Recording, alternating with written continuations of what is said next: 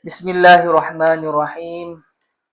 Alhamdulillah nahmaduhu wa nasta'inuhu wa nastahdihi wa nastaghfiruh wa natubu ilaihi wa na'udzu billahi min syururi anfusina wa min sayyiati a'malina. Wassalatu wassalamu ala sayyidina Muhammad wa ala alihi wa sahbihi wa man tabi'ahum ila yaumiddin. Rabbi syrah li sadri wa yassir li amri wahlul 'uqdatam min lisani yafqahu qawli. Qala Rasulullah sallallahu alaihi wasallam, innallaha la yanzuru ila suwarikum wa amwalikum walakin yanzuru ila qulubikum wa a'malikum. Sesungguhnya Allah tidak melihat kepada rupa parasmu dan hartamu, tetapi Allah melihat kepada hatimu dan amalmu.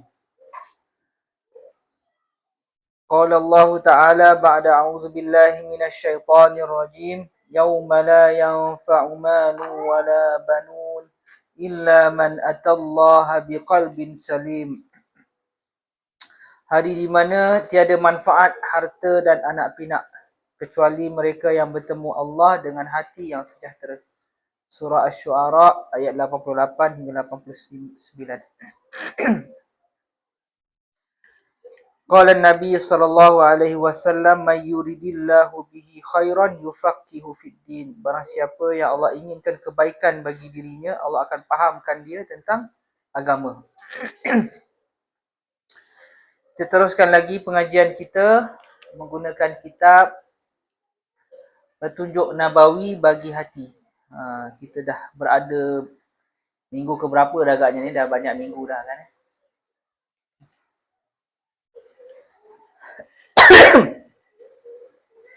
Dah banyak minggu dah. Dan semoga apa yang kita pelajari selama ni dapat memberi petunjuk kan, kepada hati kita ni. Bagaimana cara-caranya untuk kita mendapat hati yang sejahtera seperti ayat yang kita bacakan tadi kan. Hanya orang-orang yang punya hati yang sejahtera sajalah nanti yang dapat masuk syurga Allah Subhanahu Wa Taala dan seterusnya dapat berjumpa dengan Allah Subhanahu Wa Taala. Orang yang punya hati yang sejahtera saja yang dapat nikmat yang sebegini.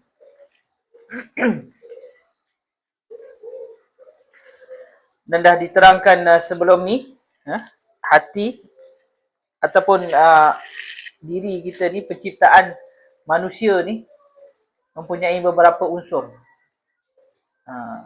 Ada berapa unsur penciptaan diri manusia? Cuba sebut, kita recap balik. Cuba sebutkan unsur-unsurnya. Kuat sikit lah.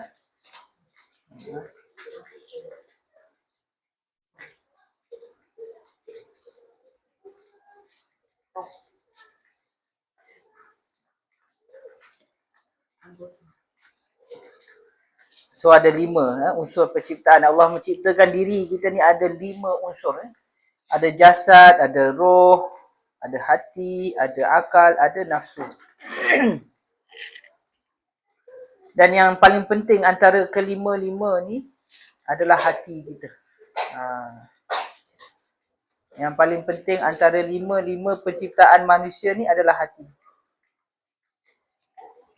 Kenapa hati ni paling penting? Kerana ia digelar sebagai raja antara kelima-lima ni. Hati ni adalah pembuat keputusan.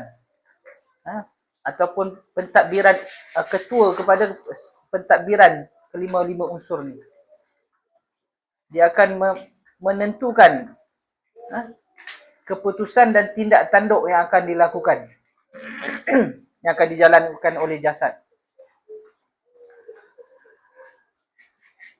Hati ni dia akan membuat keputusan berdasarkan ilmu yang diterima, yang tersimpan di dalam akal, dan juga kecenderungan atau kesukaan dia yang dinamakan nafsu. Hati yang sejahtera dia akan membuat keputusan berdasarkan maklumat yang tepat, maklumat yang ada. Dan juga berdasarkan ilmu, berdasarkan nafsu yang sebatas apa yang dah digariskan oleh agama kita. Hati yang rosak ataupun hati yang tak sihat, dia selalu tersasar daripada membuat keputusan yang tepat. Walaupun dia dah mempunyai maklumat yang benar. Sebelum ni kita dah bagi banyak contoh lah kan. Macam mana yang dikatakan orang yang mempunyai hati yang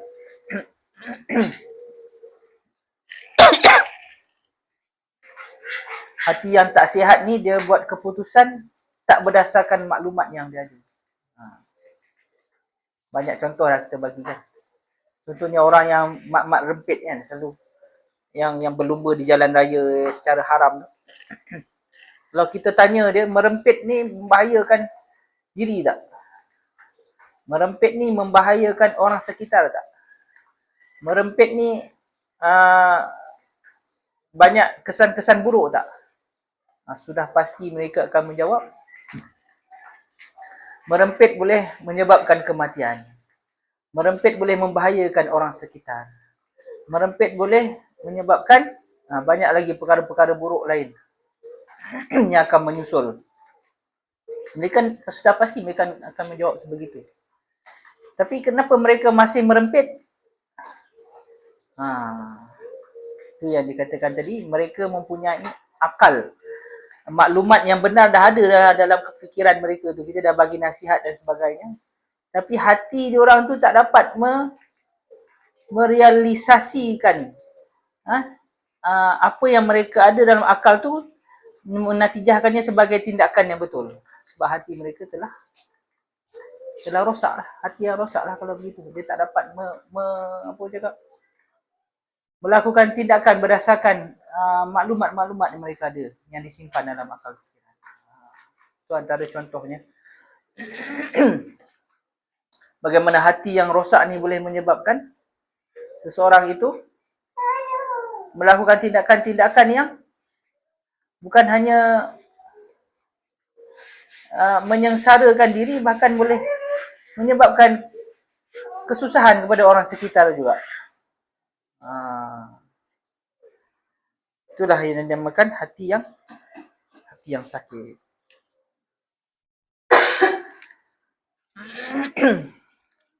So buku yang kita ataupun kitab yang kita gunakan ini adalah dia menerangkan kepada kita bagaimana cara-cara untuk mendapatkan hati yang sejahtera, supaya kita dapat menatijahkan segala perbuatan-perbuatan yang baik melalui ilmu-ilmu yang kita ada.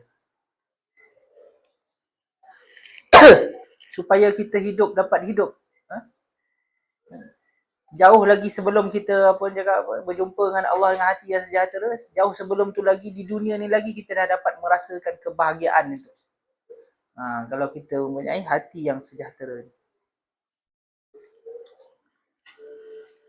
Bercakap tentang kebahagiaan,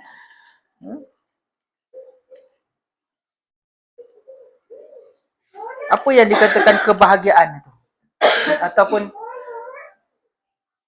kalau kita lah, biasalah kan, kalau kita stres ataupun rasa bebanan kerja, letih akal fikiran, apa yang kita lakukan untuk kita mencari bahagia tu, untuk meredakan sikit kita punya stres kan? Ada setengah orang adalah cara-cara dia kan, ada cara tersendirilah. Ada setengah orang suka pergi travel kan, travel ke sana, travel ke sini kan. Travel tu bagus, tapi kalau berlebihan, bukan bahagia yang dijumpai, tapi penat badan yang dirasai. Tak juga jumpa kebahagiaan yang hakiki kan? Ada setengah orang nak mencari bahagia mungkin dengan cara apa lagi? Cara mencari bahagia bagi setengah orang, cari makan. Jalan-jalan cari makan.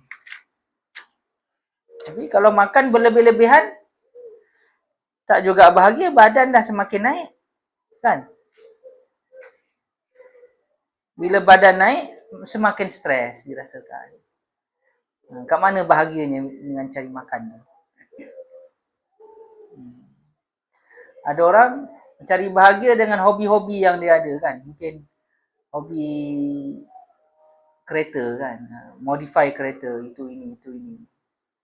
Akibatnya duit pun habis. Modify kereta, dia punya kos dia bukan sedikit-sedikit kan. Tinggi. Itu cara cari bahagia yang diamalkan oleh setengah orang.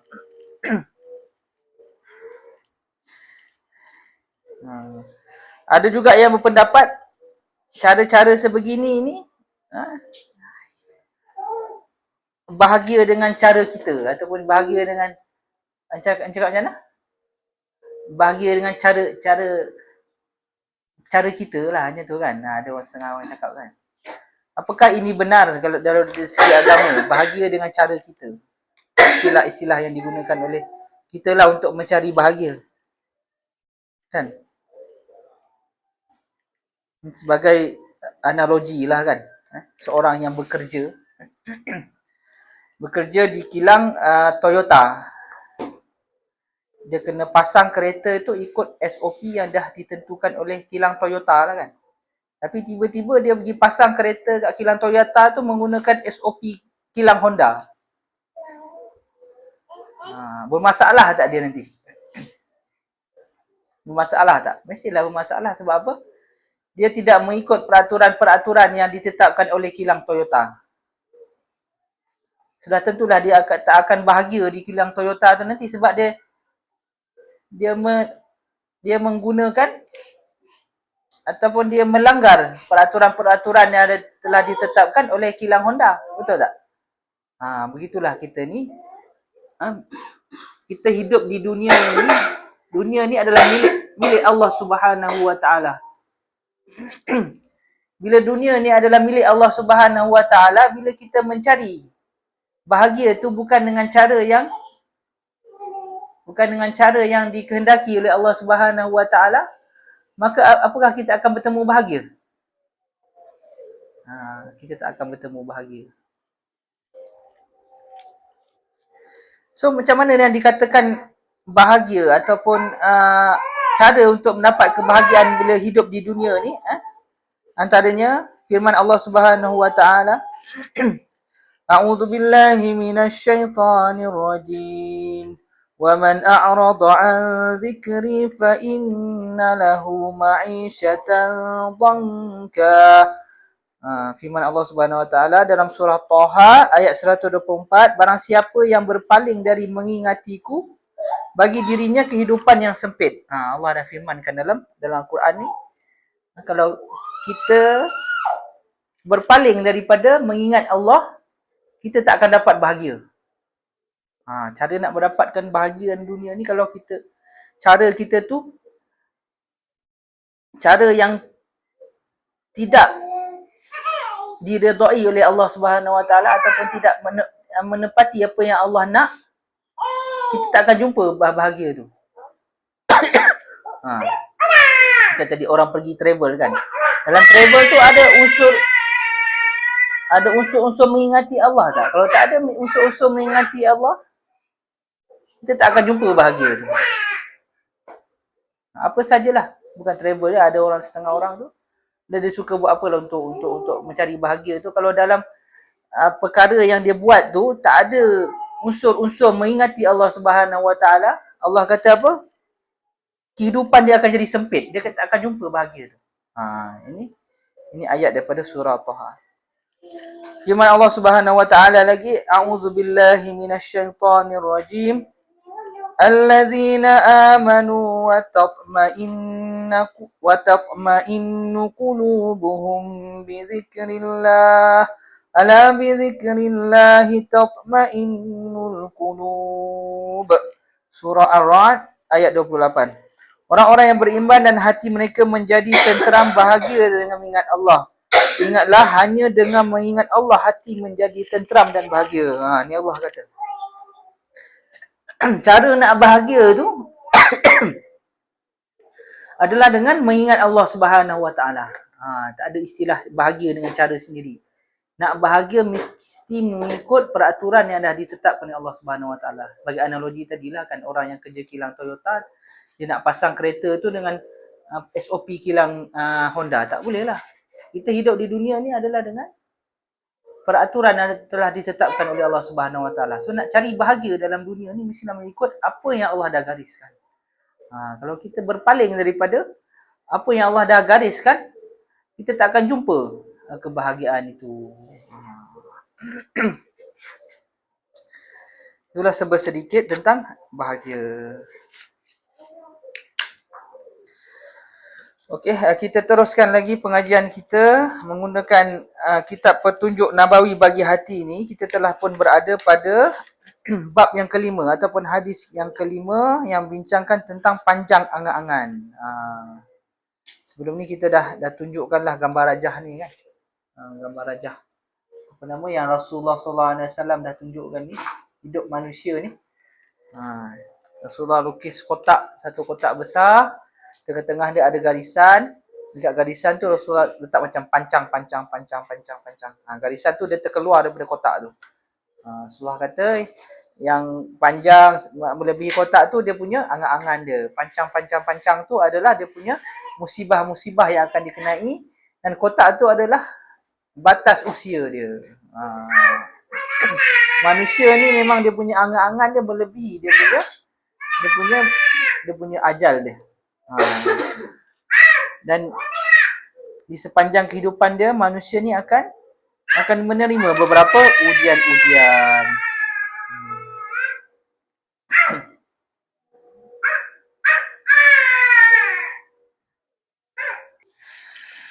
Okey, poin yang kelima, memang manusia mengetahui bahawa ia tidak dapat lari dari kematian. Segala punca kematian akan mendatanginya di mana sahaja kecuali ia seorang yang panjang angan-angan dalam hidup ini. Angan-angannya jauh lebih panjang daripada ajalnya, malah hampir tidak ada batas bagi angan-angan. Setiap kali usianya bertambah, berlanjutanlah pula angan-angannya kepada masa selepas itu. Demikianlah seterusnya. Nabi SAW bersabda seperti mana di dalam sebuah hadis berikut, maksudnya, sentiasalah hati orang tua berasa muda pada dua perkara, pada cintakan dunia dan panjang angan-angan.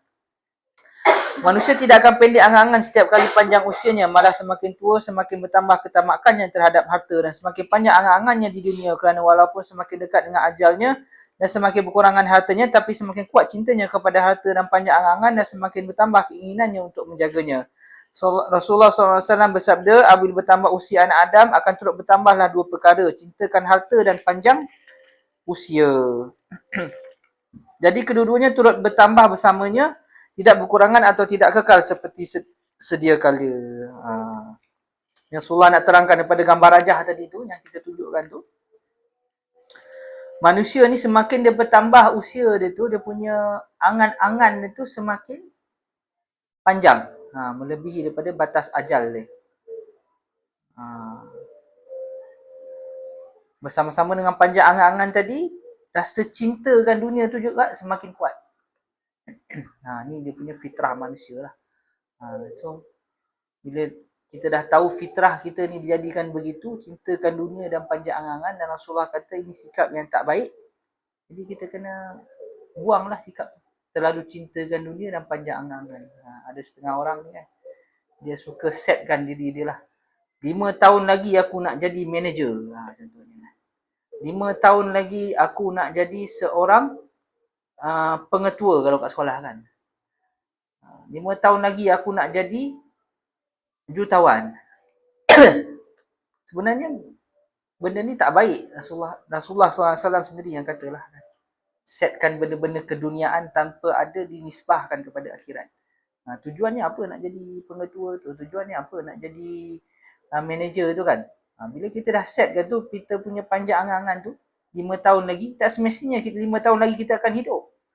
Bila kita dah setkan 5 tahun tu, kita akan kejar sehingga kita akan terlupa kepada akhirat kita.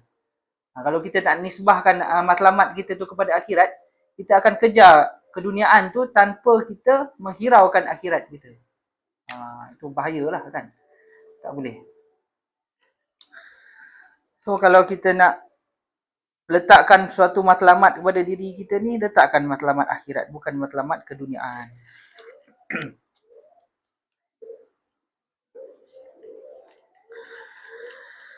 Seterusnya, adapun kata-kata Ali bin Abi Talib radhiyallahu anhu ianya bermaksud bahawa manusia sejak mula perjalanannya dalam hidup ini bermula dari saat kelahiran hingga saat-saat kematian.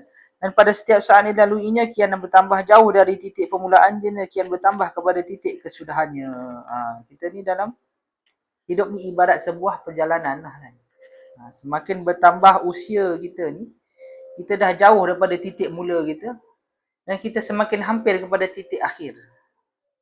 Titik akhir kita ni dah semakin hampir.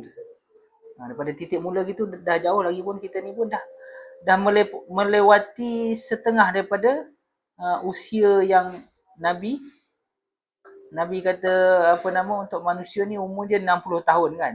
Kita dah melewati setengah daripada dia. So kita dah semakin hampir kepada kita punya titik akhir kita. Dan sepatutnya kita semakin risau. Kita ni dah ada bekalan belum untuk kita punya kehidupan selepas kematian kita. Semakin bertambahnya waktu, semakin kita kena ada rasa risau.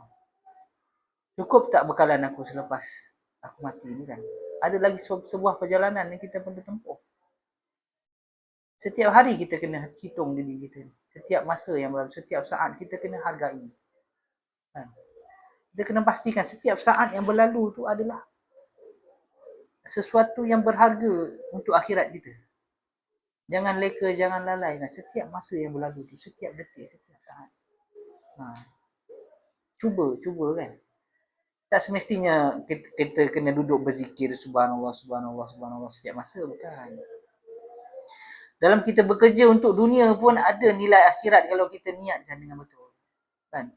So kita kena pastikan kita buat kerja dunia ni ada tak kita niatkan untuk akhirat kita. Supaya setiap kerja kita lakukan tu ada sesuatu yang masuk dalam kantong pahala kita. Jangan kita biarkan dia berlalu rugi begitu saja tanpa ada manfaat untuk akhirat. Itulah. Kalau kita ni tak rajin sangat untuk baca Quran, tak rajin sangat untuk berzikir, at least kerja-kerja dunia yang kita lakukan tu ada pahala yang mengalir kat kita. Sebab kita ni dah semakin hampir kepada titik akhir. Titik akhir di dunia, tapi dia sebuah permulaan yang satu perjalanan yang lebih panjang lagi. Yang waktu tu kita dah tak boleh nak mengumpul bekal. Yang kedua, manusia dalam perjalanan ini terbagi kepada dua golongan. Golongan yang menjadikan dunia sebagai tujuan dan matlamatnya, mereka itulah anak-anak dunia. Dan satu golongan lagi, mereka yang menjadikan akhirat sebagai tujuan dan matlamat. Mereka berinteraksi dengan dunia sebagai jambatan menuju akhirat. Lalu mereka mengambil dunia ini sekadar membantu mereka untuk mencapai akhirat dan meninggalkan apa yang boleh menghalang mereka daripadanya. Nak terangkan kata-kata Ali bin Abi Talib radhiyallahu anhu yang kita bacakan waktu di permulaan bab ni lah kan. Sayyidina Ali kata apa? Manusia ni dalam perjalanan menuju akhirat ni dia terbahagi pada dua golongan. Golongan yang pertama dijadikan dunia sebagai matlamat hidup dia. Matlamat hidup ni. Dia dipanggil anak-anak dunia. Satu golongan lagi, mereka menjadikan akhirat sebagai tujuan dan matlamat. Mereka berinteraksi dengan dunia sebagai jambatan menuju akhirat. Dia bukan jadikan dunia yang kita duduk sekarang ni sebagai matlamat. Jadikan jambatan aja. Apa yang ada yang kita miliki di dunia ni ataupun yang kita lalui di dunia ni, jadikan dia sebagai sesuatu yang bermanfaat untuk akhirat. Macam contoh kita ada apa kemudahan yang Allah bagi kita, fasiliti yang Allah bagi kita kan. Kita ada kereta, gunakan dia untuk contohnya untuk pergi sembahyang berjemaah kan. Untuk manfaat orang, bantu orang ke, orang sakit, dihantar orang di sembahyang Jumaat contohnya. Ataupun apa lagi kemudahan fasiliti yang setiap fasiliti yang ada sekeliling kita ada ni yang kita miliki ni, gunakan dia sebagai manfaat untuk akhirat. Gunakan setiap apa yang kita ada. Jangan leka. Jambatan itu namakan jambatan untuk kita akhirat.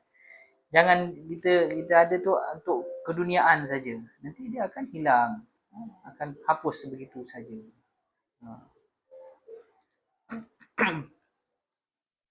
Kemudian dia berkata, hendaklah kamu menjadi anak-anak akhirat dan janganlah menjadi anak-anak dunia. Selepas itu, ia turut mengingatkan bahawa dunia ini tempat beramal dan bukan tempat pembalasan.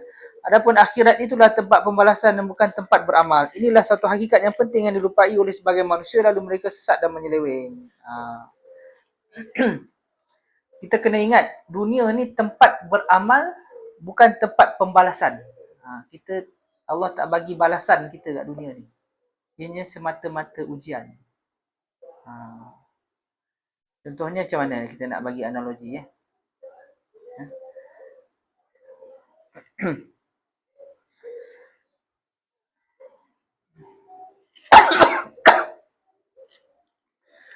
Kita baca lagi dia punya penjelasan seterusnya. Ada sebagian manusia yang apabila Allah mengujinya dengan sesuatu, kemudian diuji lagi dengan sesuatu yang lain, syaitan pun masuk ke dalam hatinya dan menimbulkan keraguan terhadap keadilan Allah. Bahkan tentang kewujudannya. Lalu syaitan berkata kepadanya, sekiranya kamu berada di atas jalan yang benar, kenapa Allah menguji kamu dan kenapa dia tidak memberikan kamu apa yang kamu kendaki di dunia ini sedangkan kamu mengabdikan diri kepadanya dan mentaatinya. Kalau begitu, apalah gunanya ketaatan dan komited ini dan begitulah seterusnya. Ini dah diterangkannya. Bila kita Allah timpakan suatu ujian kepadanya atau musibah tu kan. Mungkinlah musibah yang pertama dia dapat menahan dirilah melalui dengan sabar dan melalui dengan sikap yang betul dan sikap yang grade A tadi kan. Lepas tu bila datang musibah kedua, musibah ketiga, syaitan mula cucuk kat dia. Kau ni dah beramal soleh, sembahyang tak tinggal, sembahyang jemaah lagi. Lepas tu puasa, lepas tu zakat pun, lepas tu baik akhlaknya, tapi kenapa hidup kau macam ni kan? Asyik ditimpa masalah, musibah aja ni. Betul ke kau ni orang baik? Kalau orang baik takkan Allah buat macam ni? Syaitan dah mula lah kan? Bila dah diuji ujian kedua, ketiga, syaitan akan mula cucuk dia punya jarum dia. Kita akan terfikir begitu. Tapi sebenarnya Saidina Ali kata apa? Hilangkan. Kita kena padam fikiran-fikiran sebegitu. Kita kena tanamkan dalam fikiran kita ni, dunia ni tempat ujian, bukan tempat balasan. Bukan tempat penghargaan. Kita akan diuji satu demi satu, demi satu, demi satu. Tak akan berhenti. So kalau kita, bila ujian pertama kita dapat bersabar, ujian kedua kita dah mula berfikir begitu, maknanya kita tak memahami hakikat dunia ni yang sebenar lah. Betul tak? Kita tak memahami hakikat dunia sebenar ni sebab kita dah sangka Allah tu dah bertindak buruk kepada kita. Allah bagi balasan kepada kita. Dunia ni bukan tempat penghargaan. Dia ada semata-mata ujian. Kan? Tak semestinya Allah bagi musibah kepada kita tu Allah nak menghukum kita. Tak semestinya hidup kita senang kat dunia ni Allah bagi penghargaan kepada kita. Bukan itu ukuran dia. Penghargaan atau musibah yang kita terima dunia adalah semata-mata ujian. Kita akan diuji satu demi satu demi satu. Jangan kita terpedaya dengan cucukan-cucukan syaitan tadi. Tak semestinya kita ditimpa musibah satu demi satu demi satu tu Allah benci kepada kita. Tak semestinya. Yang akan menyebabkan kita nanti dah berputus asa pada rahmat Allah, kita membenci Allah. Kenapa Allah buat aku macam ni? Satu demi satu ujian aku ni, Allah benci kat aku ke? Aku ni dah lah orang solat. Macam tu. Bila dah datang rasa macam tu, maknanya kita belum lagi benar-benar memahami. Dan lebih bahaya lagi sikap begini dipanggil tasakhut. Tasakhut ni maknanya kita tidak redha kepada apa yang Allah takdirkan. Jangan begitu. Kita kena set dalam fikiran kita ni, dunia ni tempat ujian, bukan tempat penghargaan atau tempat pembalasan. Kalau dia tertimpa musibah satu demi satu musibah, tak semestinya Allah benci kita. Dia adalah ujian daripada Allah Subhanahu Wa Taala. Semua orang akan kena satu demi satu ujian. Kita kena lalui dia dengan grade A yang kita cakap tadi, sikap kita. Sikap kita tu menentukan grade kita. Yang akan ditulis dalam kita punya buku amalan kita ni. Sikap tu adalah grade kita, A ke B ke C ke D ke. Kita tunjukkan sikap grade G. Na'udzubillah lah, G ni dah terus kena neraka lah kan. Tunjukkan sikap grade A. Grade A tu apa? Bersabar. Sabar dengan segala yang Allah tentukan. Sebenarnya jika manusia mengetahui hakikat yang kami tunjukkan, pasti dia akan tenang, bersabar, redha dan mengharapkan keredaan Allah dan mengharapkan balasan Allah. Dan sekiranya ia lalai daripadanya, pasti ia menyeleweng dan ingkar, terugilah ia di dunia dan akhirat. Firman Allah Subhanahu Wa Taala, أعوذ بالله من الشيطان الرجيم ومن الناس من يعبد الله على حرف فإن أصابه خير اطمأن به وإن أصابته فتنة انقلب على وجهه خسر الدنيا والآخرة ذلك هو الخسران المبين. Maksudnya, dan di antara manusia ada orang yang menyembah Allah dengan berada di tepi. Maka jika ia memperoleh kebajikan, tetaplah ia dalam keadaan itu. Dan jika ia ditimpa oleh satu bencana, berbalik ia ke belakang. Rugilah ia dunia dan akhirat. Yang demikian itu adalah kerugian yang nyata. Ni ada ayat dia. Allah terangkan. Ada setengah manusia ni, bila Allah bagi dia cakap hidup senang, dia relax lah, tenang lah, tak ada apa, tak nampak lah kan.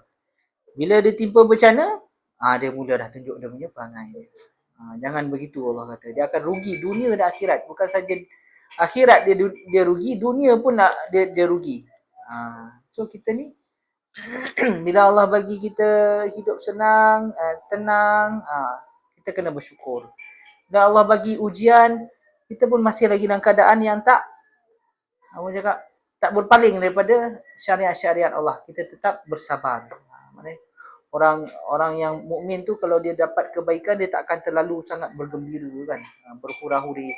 Orang yang kena musibah, bila orang mukmin kalau dia tiba musibah, dia tak akan down sampai ke bawah kan. Dia akan tetap berada di tengah aja, dia static aja. Itu cara orang mukmin. Tak terlalu gembira, tak terlalu down.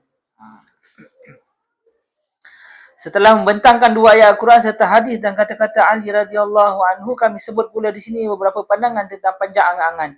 Diriwayatkan bahawa antara wasiat Nabi Isa AS kepada sahabatnya tentang dunia, seberangilah dia, jangan kamu mendiaminya. Sesiapa yang bina rumah di atas lautan ombak, itulah dunia. Maka janganlah kamu jadikannya tempat tinggal. Nabi Isa pernah berpesan kepada dia punya sahabat-sahabat dia. Katanya jangan seberangi. Dunia ni kita kena seberang dia. Jangan kita duduk diam dalam seberang dia. Siapa yang bina rumah atas lautan ombak, umpamanya macam dunia ni lah. Dia akan terumbang ambing.